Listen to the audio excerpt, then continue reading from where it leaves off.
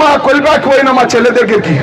మా చెల్లె దగ్గర కూడా అంతా 7 లక్షలు తెచ్చుకున్నట్టు. ఎందుకు తెచ్చుకున్నావు అంటే రుణమాఫీ చేస్తున్నారు గారు ఎట్లా అయిపోతుంది అని చెప్పి అత్త పేరు మీద 2 లక్షలు, మామ పేరు మీద 2 లక్షలు, చెల్లె పేరు మీద 1 లక్ష, బావ పేరు మీద 2 లక్షలు, 7 లక్షలు ఇట్లా రైతులంతా తెచ్చుకున్నారు.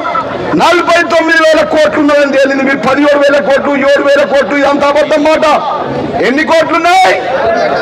రైతులకు ఓలకు బాగున్నట్టే కదా. నేను వేరే రైతు, తాత వేరే రైతు, అవ్వ వేరే రైతు, కానీ అందరు ఒక రైతు కాదు కదా. నువ్వు ఏ రైతులకు చెప్పినావు? మొత్తం రైతులకు ప్రతి ఒక్కరికి 2 లక్షల రూపాయల వరకు ఏ పేరు మీద ఉన్నా ఆ పేరు మీద ఎత్తాను.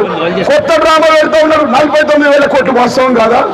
ఎలక్షన్ల ముందు అంబేద్కర్ సాక్షిగా నువ్వే స్థితిలో గుంటంలో ప్రమాణం చేసి 41,650 కోట్లను అన్నవా లేదా?